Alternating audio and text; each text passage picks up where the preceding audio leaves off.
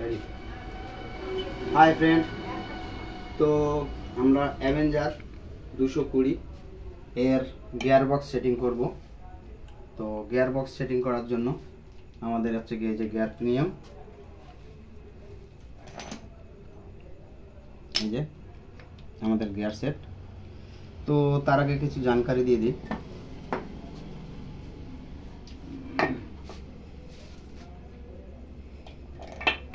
তো এটা হচ্ছে সিঙ্গেল ক্যামের যে ফিঙ্গার, আর এটা হচ্ছে পিন। তো এর এই মাথার প্রিমিয়ামটা বেরোবে না, ঠিক আছে? আর এই মাথার থেকে প্রিমিয়াম বেরোবে। প্রথমে একটা অসার,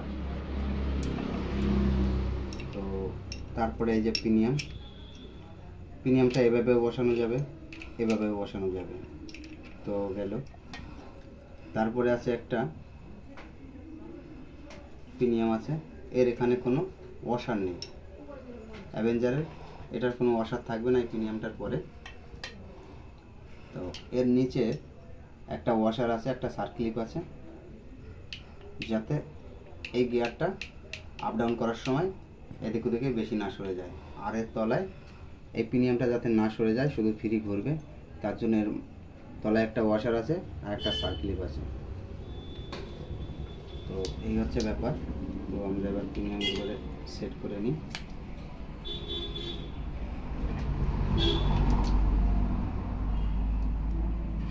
তো আমাদের ফার্স্ট রাউন্ড কমপ্লিট। এবার এটা হচ্ছে ফার্স্ট গিয়ার। তো দেখতে পাচ্ছেন এটাও সেম টু সেম, এর মাথায় একটা ওয়াশার রয়েছে আর এই যে প্রিমিয়াম রয়েছে। এই প্রিমিয়ামটা যদি ভুল করে কখনো এরকম করে বসানো হয়, সেটিং তো হয়ে যাবে, বাট গিয়ার পড়বে না। কেন পড়বে না? এটা এর ফিঙ্গারটা এখানে নাগুল পাচ্ছে না, যেটা আপনার এইভাবে বসালে পরে পুরো প্রিমিয়ামটা গিলে যাচ্ছে।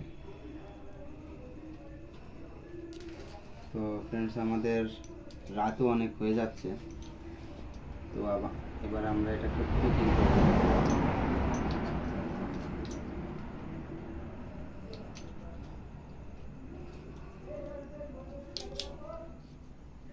এই আচ্ছা, এবার আমাদের গিয়ার ক্যাম, অনেকেই আবার এটাকে গাজও বলে, যে যে ভাষায় বলে থাকে। জিনিসের কি হাজারো নাম। তো আমরা এটাকে আগে বসিয়ে নিই।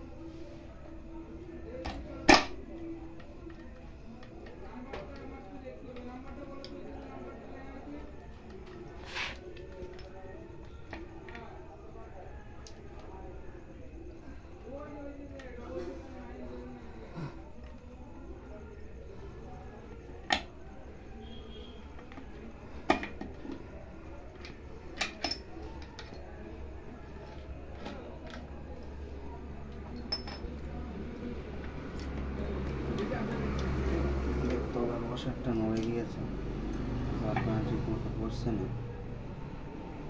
তো আমরা এটাকে ঠিক মতো আগে বসিয়ে নিই। ওকে, এবার আমাদের এই প্রিমিয়ামটা বসিয়ে নেব।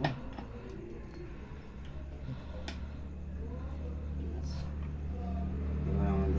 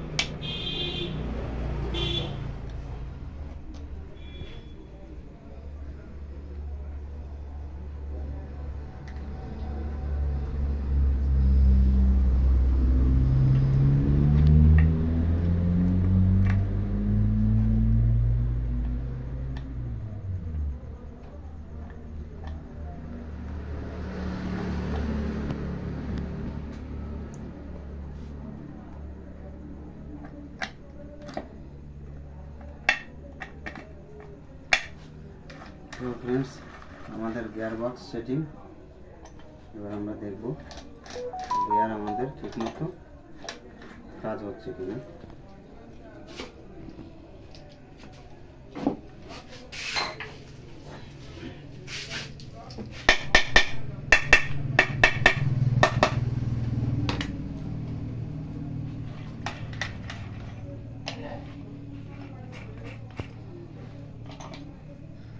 फ्रेंड्स, फर्स्ट गियर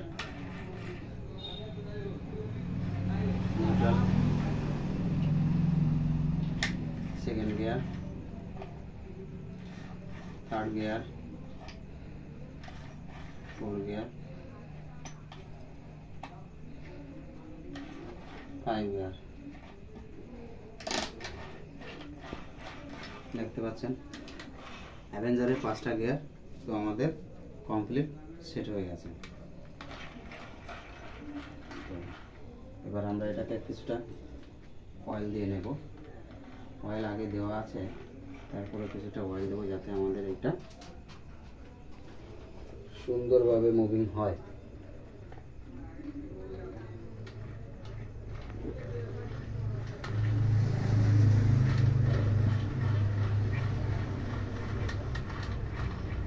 এবার বাকি আছে বিগিন।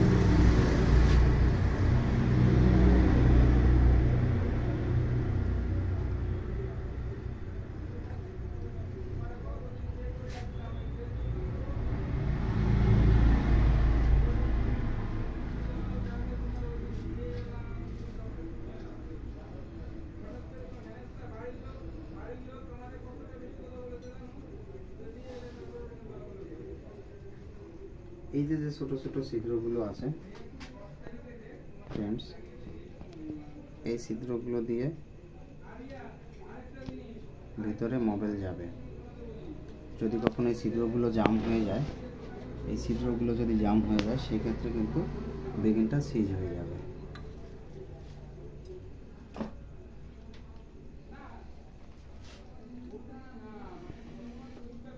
এই ছিদ্রটা দেখতে পাচ্ছেন, এই ছিদ্র দিয়ে মোবিল পাম্প করবে।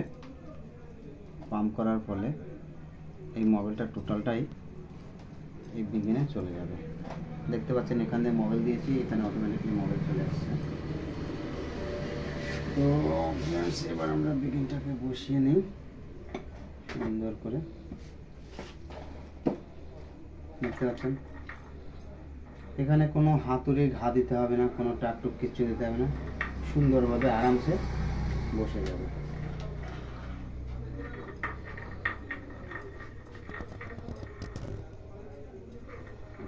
Thank you friends.